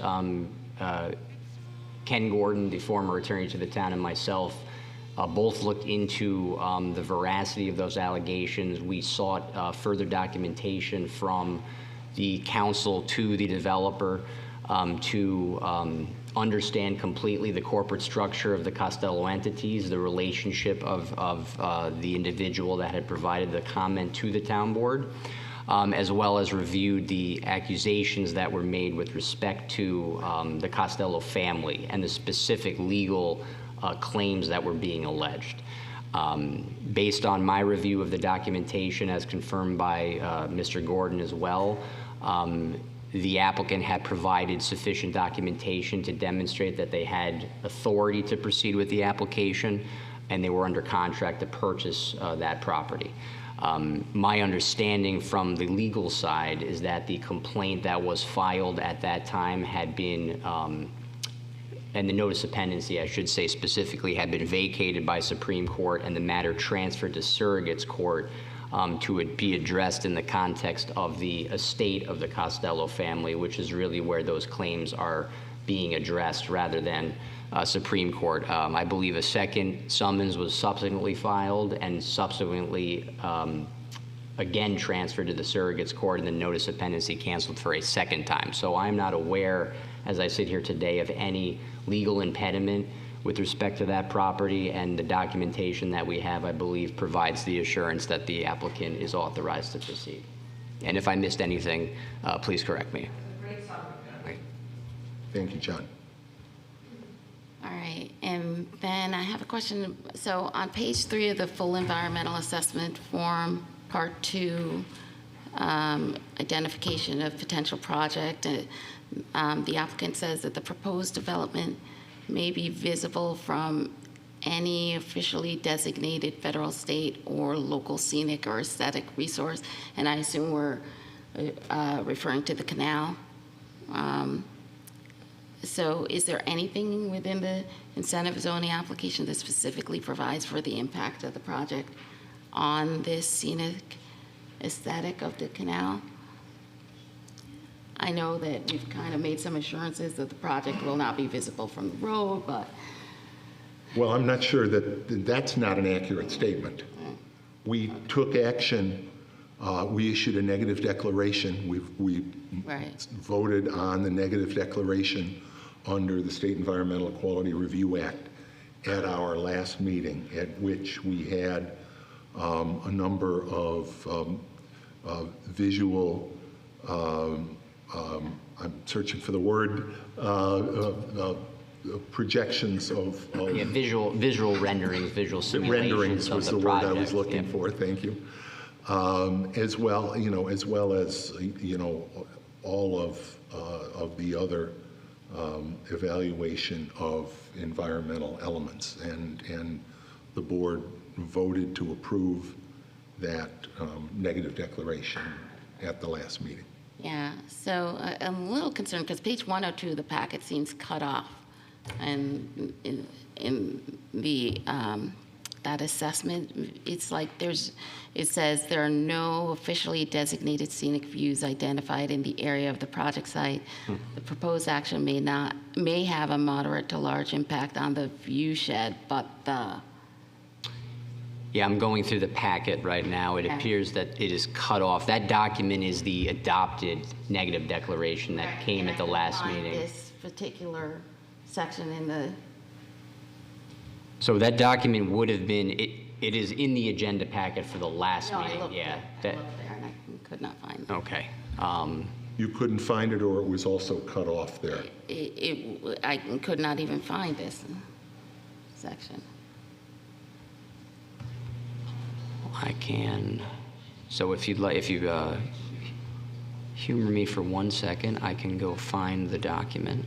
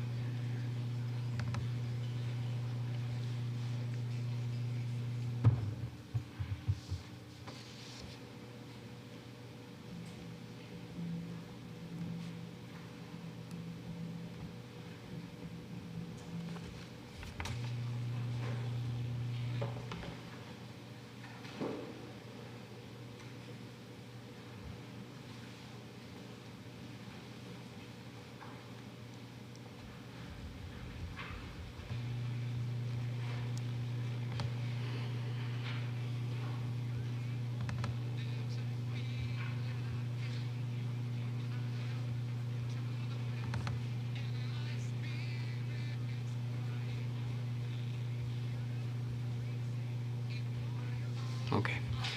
So the balance of that paragraph, Councilmember Wilt, is that the proposed action may have a moderate to large impact on the view shed, but the impact is not significant or adverse. The proposed action incorporates the use of a pole and netting system designed to encircle the outfield area. The maximum pole and netting height are 156 feet. Providing the height necessary for the use given its context and proximity to adjacent land uses. This height has been determined by the user to be the minimum necessary based on data and technology and the in-practice results from current operations. The proposed net poles and netting are designed to be as transparent as possible, with sky gray poles intended to blend into the background and the netting a black nylon material to minimize the visual impact. Views of the two-story building and netting from the Erie Canal and its towpath will be 1,000 feet from an existing vegetative buffer consisting of existing and proposed trees and vegetation between the canal and the project site. Additionally, the current view from the Erie Canal and its towpath are of Monroe County cogen plant and industrial use. The project layout, taking advantage of the site topography, allows for a 22-foot to 32-foot lower elevation than that of Westfall Road, reducing the pole and netting height from this vantage point. The action is bordered by a multi-building professional medical office park to the east and a multi-building commercial retail plaza to the west, which includes a big box store, and in close proximity to the project is a multi-story community hospital and the City Gate smokestack that is approximately 200 feet in height. Thus, the proposed action is not in sharp contrast with other existing land uses in the area. All right. Thank you, John. Did you have other Yeah, questions? I did look at the renderings, and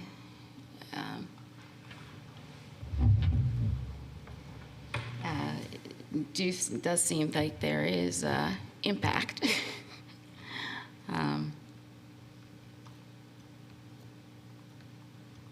Yeah, with those poles and the netting and the whatnot,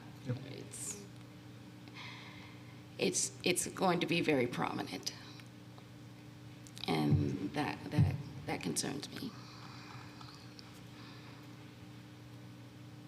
I do think the observation about the existing smokestack, and I know also in there at some point is the observation that the planned hotel that is planned adjacent as part of the redevelopment of the Citygate project. We'll also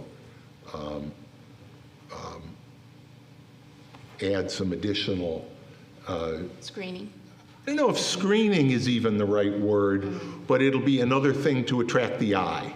There will be other, that's in the city part of the project, but, and I don't remember exactly how it was worded in the document, but there was reference to that. So yeah, there's no question that this will be visible. That, you know, it is addressed, it was addressed as part of the Right. Negative declaration that was approved at the last meeting. Is there any further discussion?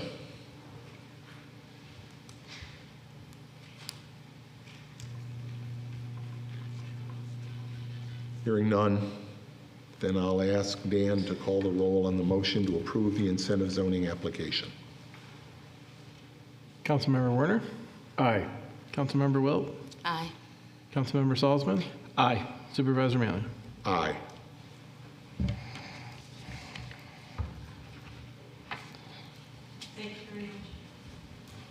Thank you. Okay, we'll now go back to the start of our new business with the reading and approval of claims. Nate. Okay. Earlier today, I reviewed claims totaling $560,000 or $560,210.71. Couldn't read my own handwriting. Notable claims include the largest one on my sheet here is a payment for an international Packer truck. But one that caught my eye is payment to the Rochester Paint Center, because again, on the theme of getting ready for summer, we're painting the fields. I've got several happy constituent emails from people who are on the soccer fields. Well, I gotta Stop draining. And I gotta tell you, it is good to get that positive feedback, because I know it gets complicated with all the different sports going on and who gets to use what fields. But again, kudos to our Parks Department who does a great job. Bill, the claims all appear to be in order, and I move for them to be approved. Second. Any discussion? Hearing none, Dan, please call the roll. Councilmember Werner? Aye. Councilmember Wilt? Aye. Councilmember Salzman? Aye. Supervisor Mealy? Aye. Robin. Certainly, the next matter seeks to authorize the supervisor to enter into an agreement with Young Explosives for July 4th fireworks in an amount not to exceed $16,500. I move that we adopt the resolution as prepared by the attorney to the town. I would second that, so long as Councilmember Salzman does not like the field. Oh, no. Boy, now that puts you on the horns of a dilemma, doesn't it? I second the motion. As we heard in the Community Services Committee from Matt Beeman, we did increase this price last year and got a much more robust show, but this price for this year is the same as it was last year. Yes. Any further discussion? Hearing none, Dan, please call the roll. Councilmember Werner? Aye. Councilmember Wilt? Aye. Councilmember Salzman? Unfortunately, even with that amendment, I have to vote aye. Supervisor Mealy? Aye. More 4th of July fun. Robin. Certainly. The next matter seeks to authorize the supervisor to enter into an agreement with the Sky Coasters for the July 4th celebration in an amount not to exceed $4,000. I move that we adopt the resolution as prepared by the attorney to the town. Second. Second. Thank you, Nate. Any discussion? Hearing none, Dan, please call the roll. Councilmember Werner? Aye. Councilmember Wilt? Aye. Councilmember Salzman? Aye. Supervisor Mealy? Aye. Chris. Bill, the next item, as Councilmember Salzman has already mentioned, is to authorize the supervisor to amend the part-time, permanent, and seasonal employee wage schedule to increase the starting salary for seasonal laborers in the Parks Department to $18 per hour. I move that we adopt the resolution before us. Second. And you heard earlier the summary of the discussion that in this current market, to make sure we're getting people we all felt the need, matching some of our other increases, to go to $18 an hour. Any discussion? Hearing none, Dan, please call the roll. Councilmember Werner? Aye. Councilmember Wilt? Aye. Councilmember Salzman? Aye. Supervisor Maley? Aye. Chris? And Bill, the next item is to accept a Burn Memorial Justice Assistance Grant for the Police Department in an amount not to exceed $253,321 and amend the budget to reflect that grant. I move that we adopt the resolution number 4 before us. Second. Chief, can you update us? Because this is a wonderful grant. I think this is the largest grant. It is the largest that we've ever received, and this is going back quite a ways. I think the only other burn grant that we've gotten was about $10,000. So, and the reason why I think it's so large, this money was tied up in litigation going back to like 2017, had to do with the sanctuary cities and the federal government. So this money was frozen, and all the court litigation has been resolved. So they're making this money available to local police departments. And what I'm going to spend the money on is about $235,000 for our tasers. They're pushing about 8 years old, and they're about at the end of their service life. And what I would like to do is purchase those. It's 2 generations ahead of where we are now as far as the technology. They're more waterproof than our current ones. They are able to dock into a docking station, so we don't have to download any data from them. And so I think that'll, as part of our use of force program, I think that'll fit in seamlessly. We've had tasers for probably pushing at least 10 years, if not longer. The other item that we want to buy are our ballistic shields as part of our active threat response program. The ones we have are about 10 years old. They're very bulky and they're outdated. And we also want to purchase LED lights for our Stop DWI program when the officers are out at night. There's no matching funds. This is like you like to say, it's free money from New York State. And if we did not have this grant, this was probably going to be put into our CIP. So this is going to be quite a savings to the town next year. So the electronic control devices you're referring to, those are tasers? Those are tasers.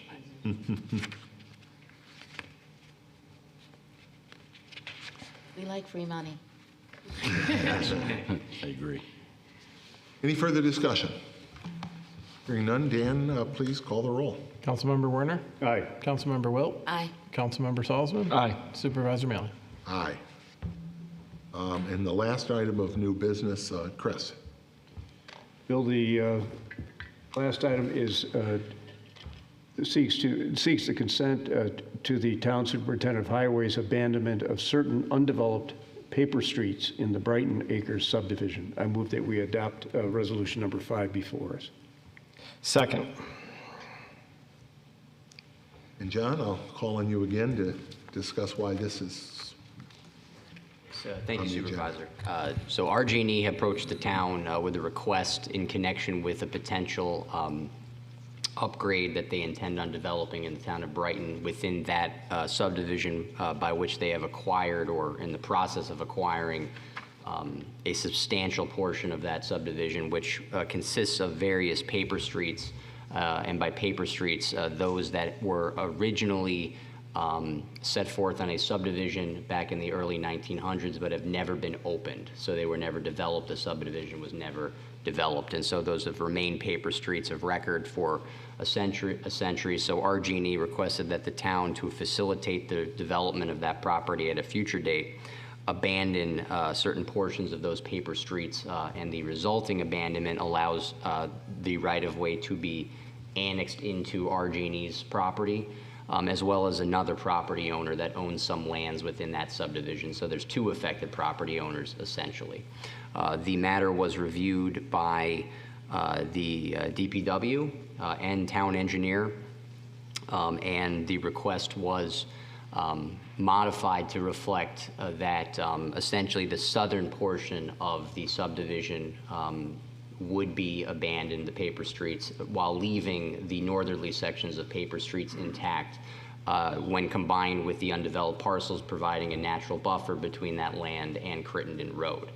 So that is the resolution before the board tonight, to abandon those portions of paper streets to RG&E and one affected property owner, and that would be also subject to receiving of consent from that property owner, which RG&E is going to be working on and would be required to provide to the town as a condition of this resolution. We had in fact anticipated they would have that consent tonight, but for whatever reason, they have not. And this abandonment is a procedure under the highway law of the state of New York, and it is only applicable to paper streets and the actual surrounding property owners. So RG&E owns these adjoining parcels with the one exception of the parcel whose consent we have not received yet. That is correct, Supervisor. So in essence, Bill, we're not giving up any land, it's just the right to put our streets in there. Correct. Yes. I shouldn't answer it, but I think that's a good summary of it, Chris. Yes, precisely. We won't be issuing, will there be deeds issued? Yeah, so the resolution, let me, thank you, Supervisor. Let me continue. There's a second piece of this. So the resolution also provides that the supervisor is authorized to sign any necessary quitclaim deeds to those two property owners, which will allow them to record them in the land record, so there is a documented record of the abandonment. That piece is subject to permissive referendum as provided under Town Law, Section 64.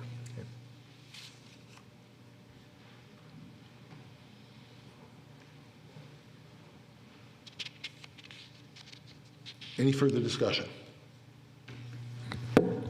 Hearing none, Dan, please call the roll. Councilmember Werner? Aye. Councilmember Wilt? Aye. Councilmember Salzman? Aye. Supervisor Mealy? Aye.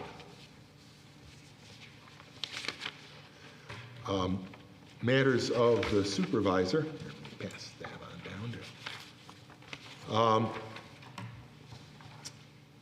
Last meeting, I talked about having been a guest instructor in a climate policy class at RIT. Today, I had the pleasure of being a guest instructor in the law and government class at Brighton High School. I do it every semester, twice every school year, and every time I'm there, I really enjoy the opportunity of working with those students and their teachers and sharing with them a little bit understanding of how local government works. One of the things, you know, they don't come into this in a vacuum. Their teachers have them do a few things. One, they have them watch our board meetings. They've been watching us in open forum. And that gives them some context for what I'll describe in a minute. And they also are asked to write to elected officials. So every year I'll get, and I'm sure some of our other Congressman Morelli and others, County Executive Bello, also get communications from them, but every year they write to me about issues that relate to the town of Brighton. So they're really learning that engagement with their local government in the context that local government is the government closest to the people. So when I come into the class, I talk a little bit about local government, and then we hold a mock town board meeting. We take them to a slightly fictional town called Bruin Town. And I call some of the students up. Actually, I try to get some of the students that have written me to come up. Some of the students that have been particularly engaged in some of the other discussion, and we serve as the town board for Bruin Town. And we actually, I give them a law. I don't tell them the context at the start. I give them a law that regulated amusement devices and used to prohibit amusement devices, which are defined in some very specific terms, but basically as sort of games of I don't want to say games of chance, but games that you have to pay money to play. I always ask them if they've seen The Music Man. Trouble right here in River City with a capital T, and that rhymes with P, and that stands for pool. And pool tables were specifically called out in this very archaically drafted local law. And we get to the end of the meeting, and this year, as is often the case, myself as the supervisor and the other four town board members all voted no on this law to regulate amusement games. And at the end of the class, I give them the punchline, which is that this was a law that was actually on the books in the town of Brighton until maybe 15 or so years ago. And one of the businesses coming into the 12 Corners wanted to put a game console in. But they were within 500 feet of the school, and that would have been illegal. And the thinking was, every one of us walks around all day with an amusement game in our pocket. This is something we pay for, and we can get games on it. So, with that in mind, the town board, before I became supervisor, when I was attorney, repealed that old archaic law, and they kind of get a kick out of learning that. So it was a great day, and I'm glad I had a chance. Thank you, Mr. Wilson. Thank you to the students. And I know Chief Cathaldi is going to be there next week. I don't know if I softened them up for you, so they'll be ready. We had some great students, including one of the students that spoke here a couple town board meetings ago. I also just want to mention, actually just a week ago today, my one-year term as president of the New York State Association of Towns ended. And it certainly didn't end my involvement with the Association of Towns, which I've been involved with since I was town attorney. But it was really an honor to serve. There are 933 towns in the state of New York. And the association works, Earl, our finance, sorry to catch you yawning there. Earl, our finance director. That's no reflection on the finance school, but Earl was just at the AOT finance school this week in Geneva, right? So we have training programs across the state, highway training, finance training, cyber training, some of it in person, some of it remote. We have advocacy, state legislative advocacy, a whole range of programming, capstone with our annual meeting and training school in New York City every February. But we also this year, during my term, we had the transition of our executive director, Jerry Geist, retired after 12 years serving. And our new executive director of the State Association of Towns, Chris Ketzley, who has been serving for the past 16 years as the town supervisor of the town of Glenville, which is a suburb of Schenectady. But Chris is also, he was raised here in the Rochester area. Chris went to Cardinal Mooney High School, and all of us at this end of the table know one of his classmates. He was classmates with our former colleague Jason DePonzio at Cardinal Mooney High School. I've worked with Chris as a member of the executive committee of the Association of Towns, and I know Chris will do a great job, and I congratulate him and welcome him. I now have the best position in the organization, that of past president, but I will continue to work with the association because it is a really valuable resource for all of us. So I think that's all I have for tonight. Matters of the attorney for the town. Thank you, Supervisor. Kept you busy tonight. Thank you. Nothing new to report, although I would request an executive session to discuss a matter leading to the appointment of a particular person. Will do. Matters of the town clerk. Nothing this evening. Matters of the town board. Nothing this evening. Then can I have a motion to go into executive session to discuss the appointment of a particular person? I move that we go into executive session to discuss the employment of a particular person. Second. Deanne, please call the roll. Councilmember Werner? Aye. Councilmember Wilt? Aye. Councilmember Salzman? Aye. Supervisor Mealy? Aye. I do not anticipate that we'll be coming back into public session after the executive session. Thank you to our ASL interpreters, Sarah and Anthony. 2 weeks from tonight will be our next board meeting. I'll just mention one other event because it's coming up this weekend. The Bio Blitz. The Bio Blitz out on the Brickyard Trail, Friday night and Saturday morning for early risers. On Saturday morning, Peggy Dempsey will be leading a birding tour, and there will be activities both on the trail and at the library all day. So, with that, thank you, everybody. We'll see you at our next meeting on Wednesday, May 22nd. Have a good night.